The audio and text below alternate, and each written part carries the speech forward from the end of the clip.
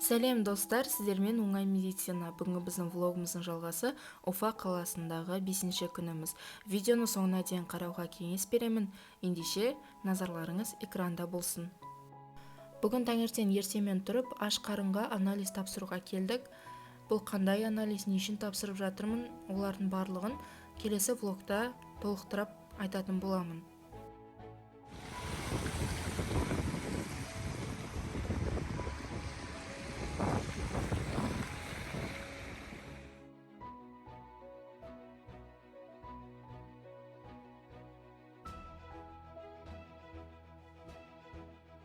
Түскі сағат 1-де университет біз үшін ұйымдастырған мұражайға келіп жеттік. Мұражайдың кірпіші 1906-1912 жылдары қаланған. Жалпы мұражай 35 залдан тұрады.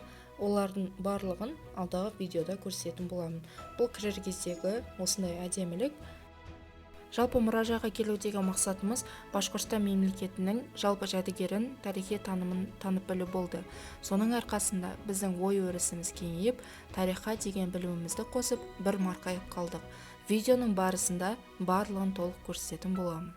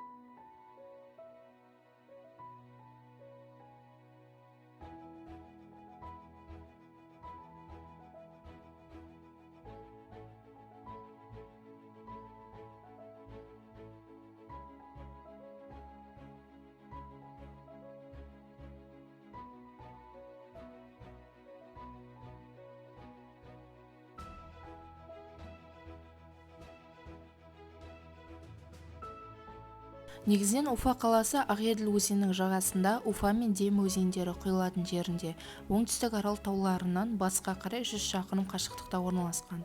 Қала қоңыржай, климат белдеуінің орманды дала аумағында орналасқан. Жазы жылы, қысы суық және ұзақ. Көлемі 753,7 шаршы шақырымды құрайды.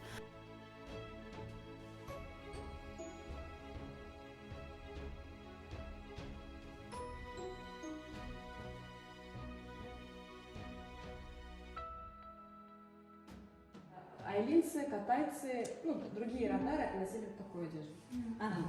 Территориально тоже имело значение, это как паспорт, в общем. Если девушка выходила замуж, а уже другие знали, из какого народа. Типа такого. Да, вот, действительно. В Домбре нужно быть казахом. Для того, чтобы хорошо сыграть на курае, нужно бы родиться башкиром. Ага, наверное. Такое выражение. Ну вот, посмотрите, это уже кумыт называется. Кумыт, у вас есть такое? Бүгін біз Башкирия өзеніндеміз. Мұндағы көбіндегі ата жерде біздікіне ұқсас екен. Башкирияда болғанымызға ертоқым, жүген, және де қамшы, ертоқымның түрлері тағы да бар. Ол жерде ноқта да бар ана жақта, ар бетінде. жерде деген қайсыста жазылған бір ерекшелік мына торсық мысалы бұның ішінде қазақтар көбіне қазақтар башкирлер сусница алып жүрген, яғни бұл жерде қымыз ішеді, салқын суды қайыс салқынды да ыстықты да өткізбейтін болады. Уфа қаласы негізінде мегаполис қала болып саналады. 2020 жылғы статистикалық мәліметке сүйенетін болсақ, 1,128,787 адам басын құрайды. Ал Ресей бойынша Уфа қаласы 11-ші орында алып тұр. Паласы и продают за очень большие деньги. Это натуральная шерсть. И вот рисунки они тоже сами кладут, сами на вот таких кисти. Деревянная посуда, которая выполняла две функции. Здесь же резали мясо и как сделочная доска и как бидончик использовали вообще. Так, умыса, знакомый, наверное, это половник древности. Уфа қаласында көбінесе орыс, татар, башқұрт, украин халқы, ал діні православ және де мұсылман діні.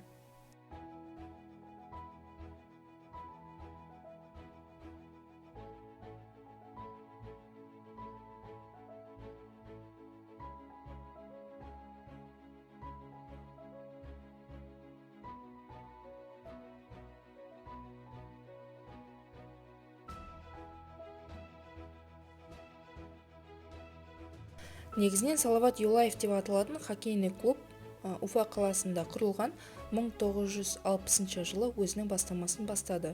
Және де бұл хоккейный клуб қазіргі таңда ең озық және де ең қарқынды хоккейный клубтың бірі болып табылады.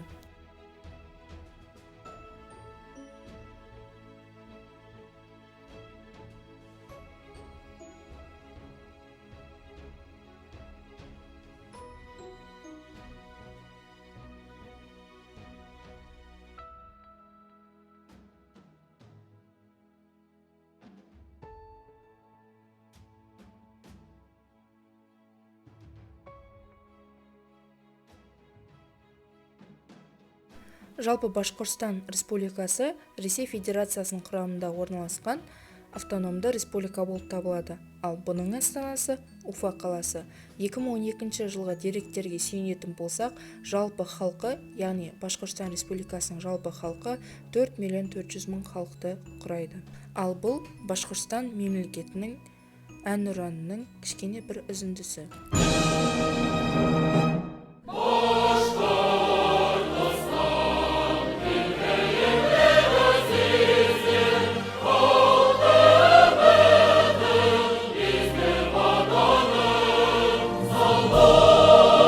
Музейден 2 сағаттан кейін шыққаннан кейін, музейдің қасында орналасқан Евран деп аталатын кафеге келуді жөн көрдік. Бұл кафенің ең басты артықшылығы бұл жалпы тағамдары халал өнімдерден жасалған.